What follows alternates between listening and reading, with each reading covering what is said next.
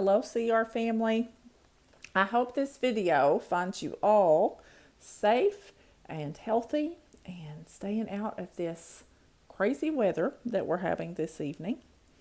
It is certainly strange times that we are living in. That is for sure. And this all can be stressful. And I just want to say, I want to remind all of us, if you are struggling with your mental health, if you are struggling with relapse, please do not try to carry that on your own. We were not meant to carry the weights of this life alone and by ourselves. Please reach out if you are struggling. Reach out to your sponsor. Reach out to someone that you can trust to give you wise and godly advice, not just any advice, but wise, godly counsel. And again, please do not feel that you have to struggle by yourself. Reach out. We need each other now perhaps more than ever. This evening, I want us to spend a few minutes looking at the 23rd Psalm. David wrote this psalm, and the first line that he wrote, "The Lord is my shepherd." Now that's a beautiful concept, one that in our humanity we may struggle with a little bit. This idea of the Lord being our shepherd. The relationship between God and man is often compared in the Bible to the relationship between a shepherd and his sheep. Now, in our culture, many of us may not be terribly familiar with the role of a shepherd and with sheep and their behaviors and their tendencies. I know I'm not personally real aware of those things. But a shepherd's primary responsibility is to care for his flock, to watch over them, to provide for them, to make sure they have the things that they need to survive and to thrive, to protect them. In the Gospel of John, Jesus said, "I am the good shepherd." So not just any shepherd, but the good shepherd. So tonight, that tells me, regardless of what I'm going through, regardless of the times that we're living in and what's going on around us, that we can trust Jesus to be our good shepherd. We can choose to accept his love and his care for us. I have to be diligent in my thinking. Our ways of thinking can impact really everything, every area of our lives. If we fall into unhelpful, distorted thinking patterns, that can negatively impact everything. There was a phrase that was coined years ago back in AA, and I know that some of you guys will be familiar with this term, stinking thinking. I read about that this was the first time that a correlation had been made between this tendency for distorted thinking, unhelpful thinking patterns, and battling addiction. This term, stinking thinking, was coined kind of talking about that relationship between the two. Let me give you a couple of examples of how this can impact us and in our recovery especially. Let's think about someone who is battling addiction and they are trying to overcome that on their own. Many of us have tried overcoming things on our own and it didn't work. So that person is wrapped up in that. Okay, I'll try this to overcome my addiction. Doesn't work. Okay, I'll try this. Doesn't work. Again, they're trying it all on their own, without help, without asking the Lord for his help. And over again, they're trying these things. And it's not working. But rather than admitting, okay, this has become unmanageable and I need some help, Instead of doing that, they just think, okay, well, I just need to try something else. Should I try something else? And on and on and on it goes. And many of us have gotten wrapped up in that in the past. Another example would be the person who is struggling with codependency. Now, you may wonder, what do you mean exactly by that term, codependent? Author Melanie Beadle has a very good definition of codependency. I'm going to read that to you. A codependent person is one who lets another person's behavior affect him or her and becomes obsessed with trying to control that person. So, for example, we have a person in our life and we love that person, but they're doing some things that we know is harmful and they shouldn't be doing them, and they won't stop, and we let that affect us to the point that we start trying to fix it and control it for them rather than them doing what they need to do. And we become obsessed with trying to control this other person. And if we fall into this stinking thinking of, oh, well, I just need to try harder. Oh, well, that didn't work. Let me try something else. And we just continue on that path of this unhealthy behavior of trying to control somebody else. Doesn't work. Let me try something else. Let me try something else. When I think about this, I think about steps 1 and 2 of our recovery, Celebrate Recovery steps. Step 1. We admitted we were powerless over our addictions and compulsive behaviors, and that our lives had become unmanageable. So we stepped out of this pattern of over and over, well, let me try this, let me try that, I'm going to do it on my own, I'm going to fix this. We stepped out of that and we admitted, okay, I'm powerless over this. This has become unmanageable. And then that led us to step 2. We came to believe that a power greater than ourselves could help us recover. So rather than staying on this cycle of trying and trying and trying on our own, we said, I admit this is unmanageable, and I recognize there is a power greater than myself that can help me recover. What in the world does that have to do with the Lord is my shepherd? Well, a shepherd manages his flock. He cares for them. He's over them.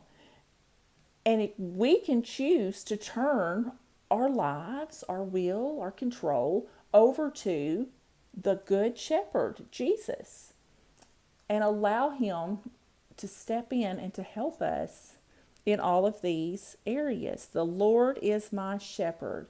I shall not want. I can admit that I need him and that I can't do things on my own. The next line, verse 2, he makes me to lie down in green pastures. He leads me beside the still waters. So an interesting thing about sheep is it's pretty hard to get them to lie down unless everything is just right. They need some things right, comfortable, before they will really truly be at rest and lie down. They're not going to do it unless they're free from fear, tension, aggravation, hunger. A sheep won't lie down if it's scared, if it's needing to look for food, if it's being pestered by flies. It's got to be free of these anxieties to be truly at rest. He makes me lie down in green pastures. You know, there is nothing more reassuring than to know that Jesus is near, that I can be truly at rest. Whatever is going on around me, I can be truly at rest because he is in control. Panic, anxiety, fear of the unknown have to flee when I recognize that Jesus is near. All that flees when I lean on him. His presence makes all the difference. Recognizing that even the world around me feels out of control, he's still on the throne. He's still in control, and he is still in control of my life if I allow him to be. It's my choice. And I encourage us tonight to do that all over again, to turn our lives over to the Lord and find peace. Be at peace. You can lay down your worries and cares tonight and be at peace in a green pasture. Everything that we need will be provided. He leads me beside still waters. He restores my soul. Sometimes all of us need restoration. That comes when we spend time with the Lord. You know, sheep are prone to wander off. They are prone to have trouble finding their way back. And people can be prone to the same things spiritually, and this tendency to wander, to have trouble finding our way back. But the Lord guides us to repentance. He shows us mercy. All we have to do is ask. Ask for that. Ask for His forgiveness, and He will restore. Through His Word and His Spirit, He leads me and He empowers me to walk the path of righteousness. Verse 3, He restores my soul. He leads me in the path of righteousness for His name's sake. So not for any good in me, but for the glory of the Lord, for His name's sake. Yea, though I walk through the valley of the shadow of death, I will fear no evil. For You are with me. Your rod and Your staff, they comfort me. Notice the change here. Up until now, the author has spoken and said, He leads me. He restores me. Now he's speaking directly to the Lord. You are with me. You comfort me. You. It's more personal now. This shows relationship. Going through the valley draws us closer to the Lord if we allow it to. It draws us into deeper and closer relationship with Him. Notice here too that David says, I walk through the valley. Not I run screaming and crying, and no, I walk. Not in a panic. Sure, and steady, because You are with me. Recognizing I may be in the valley right now, but I know that You are with me. You will comfort me. You will lead me. I will fear no evil. I will. That means it's a choice I get to make. I will. I will choose not to give in to fear. You prepare a table before me in the presence of my enemies. You anoint my head with oil. My cup runs over. You anoint my head with oil. Insects torment sheep. Flies buzz around their heads, get up their nose. I will spare you the details, but it's not good. And the sheep will be so troubled by this that they will be literally banging their heads into trees and rocks, trying to get relief from what is happening with these parasites and all this stuff, trying to get relief. So the shepherd applies ointment to the heads of the sheep. And when he does that, that provides protection from all of this. And there's an immediate change that comes over them. No longer are they banging their heads into the tree trunks and trying to get relief, but they settle down. The aggravation is gone. We think about our lives, our annoyances, the flies in our ointment, if you will. And we think about times that we feel like we're just banging our head in the wall, just that, Lord, I'm so frustrated. I'm so caught up in these things that I'm going through. We need a covering of the Lord's anointing to help us through that. A covering. Something that doesn't just happen one time, but a flow of His Spirit in our lives. I've got to have that flow of God's Spirit. I've got to spend time in His Word. I've got to spend time with Him in prayer. And I've got to have that flow of His Spirit in my life.